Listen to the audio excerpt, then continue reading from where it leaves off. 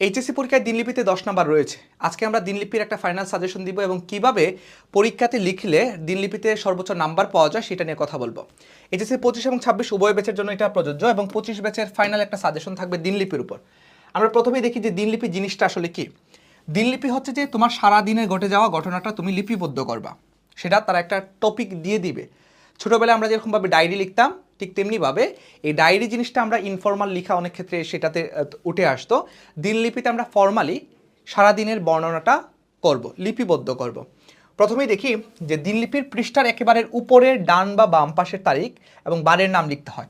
তুমি এইদিকে লিখতে পারো ডান পাশে, অথবা বাম পাশে তুমি তারিখ লিখতে পারো। তো হচ্ছে 13ই মার্চ, তারপর তারিখ লিখলে রবিবার লিখার পরে তারপর লিখবো আমরা, কেননা এর মাধ্যমে বোঝা যায় ঘটনাটি কত তারিখে এবং কী বারে ঘটেছিল।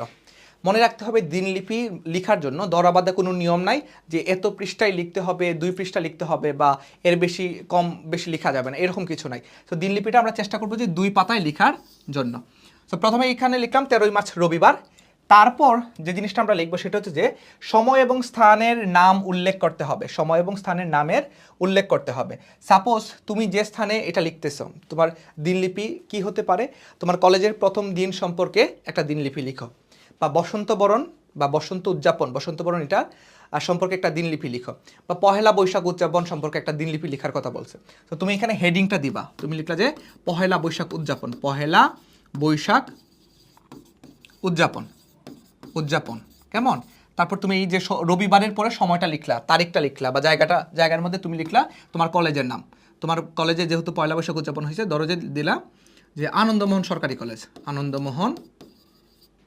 সরকারি কলেজ ময়মনসিংহ, ঠিক আছে। তো এটা দিলা দিনলিপিতে, এটা দিলে ধারণাটা পাওয়া যায় যে কোন জায়গার দিনের বর্ণনা তুমি করেছ। দিনে ঘটে যাওয়া সমস্ত ঘটনার বিস্তারিত বিবরণ দিব না আমরা, কেবল জিস্ট অংশগুলো, মানে গুরুত্বপূর্ণ এবং বাছাইকৃত, যেটা পরীক্ষাতে টিচারদের অ্যাট্রাক্ট করবে এবং যে উল্লেখযোগ্য বিশেষ ঘটনাগুলো আছে স্পেশাল, সেগুলো আমরা সংক্ষেপে লিপিবদ্ধ করতে হবে। তার মানে দিনলিপিতে যে আমরা সারাদিন কী ঘটছে সেটা লেখার দরকার নেই। শুরুটা করবো আমরা এরকমভাবে, পহেলা বৈশাখ উদযাপন আমরা লিখতে পারি যে আজ পহেলা বৈশাখ এত বঙ্গাব্দ, 1400 এত বঙ্গাব্দ। তারপর লিখলাম আমাদের কলেজে আয়োজন হয়েছে অনেক সুন্দর একটা প্রোগ্রাম, যেখানে আমরা দেখতে পাই প্রোগ্রাম, আমরা এই ইংরেজি শব্দ ব্যবহার করবো না। তারপর লিখবো যে বর্ণিল সেজেছে আমাদের কলেজ ক্যাম্পাস, এবং কলেজে যাওয়া মাত্রই আমরা দেখতে পাই যে নানা রং বেরঙের শাড়ি পাঞ্জাবি পরে সবাই এখানে একত্রিত হয়েছে, ঠিক আছে। তো একটু আকর্ষণীয় জিনিসগুলো আমরা লেখার চেষ্টা করব। দিনলিপিতে সহজ সরল স্পষ্ট এবং প্রত্যক্ষ ভাষায় কোনো গুরুত্বপূর্ণ তথ্য, কোনো বিশেষ ভাবনা চিন্তা, কৌতূহলজনক কিছু লিখে রাখা হয়। অর্থাৎ দিনলিপিতে আমরা কৌতূহলজনক কিছু, খুবই ইম্পর্টেন্ট কোনো একটা জিনিস যেটা ইম্প্যাক্ট ফেলবে, এরকম কিছু আমরা দিনলিপিতে লিখব। তো দিনলিপি নিয়মাবলীর মধ্যে আমরা আরেকটা দেখতে পাই, দিনলিপিতে নিজের বা উত্তম পুরুষের জবানিতে লেখা হয়। দিনলিপিটা সর্বদা আমি এটা করছি, বা আমি কলেজে গিয়েছি, বা ধরো যে জুলাই আন্দোলন নিয়ে যদি দিনলিপি আসে, সেগুলো আমরা কি করব, এই ক্ষেত্রে আমরা মনে রাখবো যে এখানে উত্তম পুরুষের জবানিতে এটা দিনলিপিটা লেখা হয়। তোমার সারাদিনে কী ঘটছে তুমি সুন্দরভাবে লিখো। আচ্ছা, তোমাদের জন্য ছোট্ট একটা রিমাইন্ডার, এইচএসসি 25 এবং 26 ব্যাচের জন্য আমাদের টার্গেট এ প্লাস ব্যাচ, এই ব্যাচে আমরা একদম নতুন থেকে ক্লাস শুরু করছি। আগামী 2 মাস 60 দিন যারা চ্যালেঞ্জ নিতে চাও আমাদের সাথে, যে ভাই আমরা বাংলা, ইংরেজি এবং আইসিটি এই 500 নম্বরের পূর্ণাঙ্গ প্রিপারেশন আমাদেরকে গুছিয়ে দিন, তাদের জন্য এই টার্গেট এ প্লাস ব্যাচটা শুরু হয়েছে। ক্লাস চলতেছে, ভর্তি কার্যক্রম অব্যাহত আছে। বাংলার 20টি ক্লাস, ইংরেজির 20টি ক্লাস এবং আইসিটিরও 15টি, এবং ক্ষেত্রবিশেষে আরও বেশি সলভ ক্লাস তোমাদের থাকবে। সো আগামী 60 দিন যারা চিন্তা করছো যে কিছুই পারো না, কিছু পড়োনি, তাদের জন্য এই ব্যাচটা একদম নতুন থেকে, বেসিক থেকে শুরু হচ্ছে। এবং এই কোর্স ফি এখন 2000 টাকা না, ডিসকাউন্টে কিন্তু 999 টাকায় ভর্তি চলছে। সো দ্রুত আমাদের সাথে সংযুক্ত হয়ে যাও, 2 মাস এই কোর্সটা চলবে, এবং স্ক্রিনে দেওয়া নাম্বারে যোগাযোগ করো, অথবা আমাদের পেজে তুমি জানিয়ে দিলে এই কোর্স সম্পর্কে বিস্তারিত তুমি জানতে পারবে। কেমন, আমরা একটু যাই দিনলিপিতে। দিনলিপির মধ্যে আমরা দেখতে পাই সাধারণত কোনো অনুষ্ঠান, কোনো বিপর্যয়, কোনো গুরুত্বপূর্ণ তথ্য, কোনো বিশেষ ভাবনা চিন্তা বা কৌতূহলজনক কিছু লিখে রাখা হয়।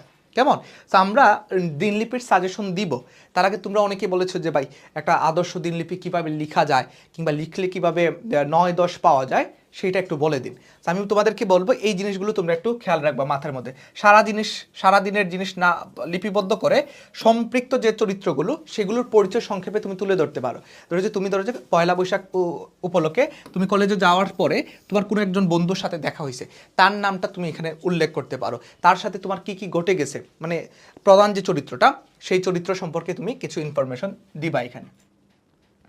দিনলিপিতে লেখকের বর্ণনা বা বিবরণ গোছানো এবং পরিচ্ছন্ন লেখা হওয়া উচিত। অবশ্যই গোছানো লেখা লিখবো আমরা।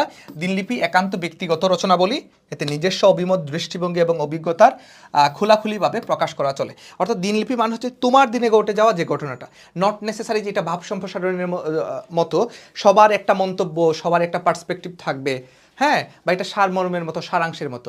দিনলিপি মানে হচ্ছে যে তোমার দিনে ঘটে যাওয়া কি কি ঘটনাগুলো সেগুলো তুমি সুন্দর করে লিপিবদ্ধ করবা। যারটা যত সুন্দরভাবে উপস্থাপন হবে সে তত বেশি নাম্বার পাবে। এইচএসসি স্টুডেন্টরা 9-10 অনায়াসে পাবে যদি তোমরা এই 10টা স্টেপস ফলো করো। দিনলিপিতে সবসময় সত্য এবং প্রকৃত ঘটনা তুলে ধরতে হবে। দিনলিপিতে সর্বদা প্রকৃত তথ্য তুলে ধরতে হবে। এবার তোমাদের প্রশ্ন যে ভাই দিনলিপির কয়েকটা সাজেশন দেন। ওকে, সাজেশনের ক্ষেত্রে আমি তোমাদেরকে প্রথমে যেটা বলবো, তোমরা 5টা দিনলিপি পড়বা, 3, 4 এবং 5। জুলাই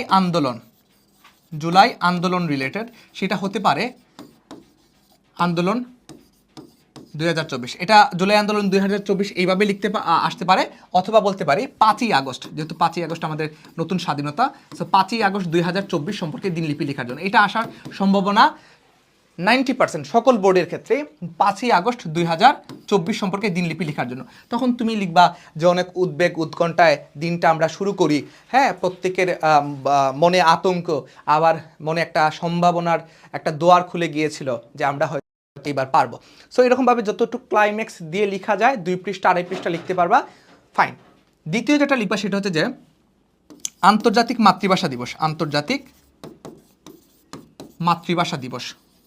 মাতৃভাষা দিবস বা বিজয় দিবস, হ্যাঁ, স্বাধীনতা দিবস, এগুলো আসতে পারে। এটা নিয়ে তোমার কলেজে উদযাপন হয়েছে সেটার দিনলিপি লেখার জন্য। তারপর তোমার আসতে পারে পহেলা বৈশাখ উদযাপন। তারপর তোমার আসতে পারে কলেজের প্রথম দিন, এটা খুবই ইম্পর্ট্যান্ট, কলেজের প্রথম দিনের দিনলিপি, কেমন? কলেজের প্রথম দিনের দিনলিপি, পয়লা বৈশাখ বা নববর্ষ, কেমন? কলেজের প্রথম দিনের দিনলিপি। তারপর তুমি এখানে 5 নম্বর যেটা, সেটা হচ্ছে যে বসন্ত বরণ বা উৎসব মুখর কোনো একটা সময়কে তোমাকে বলবে এগুলো লেখার জন্য। সো এই যে 5টা আমি বললাম, 5ই আগস্ট 2024 এটার দিনলিপি আসতে পারে, বা জুলাই আন্দোলন নিয়ে আসতে পারে, আন্তর্জাতিক মাতৃভাষা দিবস, বিজয় দিবস, পহেলা বৈশাখ বা নববর্ষের সারাদিনে ঘটে যাওয়া ঘটনাগুলো বর্ণনা করার জন্য বলবে। তো সুন্দর একটা হেডলাইন দিবা, এরকম একটা পৃষ্ঠার মধ্যে সুন্দর একটা হেডলাইন দিয়ে শুরু করবা যেটা পরীক্ষাতে আসবে। তারপর এরকমভাবে তুমি সুন্দরভাবে গুছিয়ে যত বেশি মধুরতা দিয়ে লিখতে পারবা, মাধুর্যতা থাকবে, তত বেশি নাম্বার বেশি পাবে। কলেজের প্রথম দিনের দিনলিপি, কলেজে তুমি প্রথম দিন যাও, অনেক অপরিচিত মুখ, তোমার মনের মধ্যে অনেক উদ্বেগ উৎকণ্ঠা, অনেক বেশি তোমার চিন্তা, হ্যাঁ, আবার তুমি অনেক বেশি কৌতূহলী, অনেক বেশি উত্তেজিত, এক্সাইটেড, এরকম আর কি, যে না জানি তোমার বন্ধুরা কীরকম থাকবে, সবার সাথে তোমার দেখা হবে, এই সব কিছু নিয়ে তুমি একটু উদ্বিগ্ন ছিলে, তোমার রাতে ঘুম হয় না, এই জিনিসগুলো তুমি অ্যাড করতে পারো, কেমন? এই দিনলিপিতে এই জিনিসগুলো থাকবে। তারপর বসন্ত বরণটা আমরা এখানে খেয়াল রাখবো। তো দিনলিপি লেখার নিয়মাবলী আজকে আলোচনা করলাম এবং দিনলিপির সাজেশন একটা দিলাম। এগুলো যদি তোমরা ফলো করতে পারো সকল বোর্ডের ক্ষেত্রে ইনশাল্লাহ তোমরা অনেক বেশি কমন পাবে।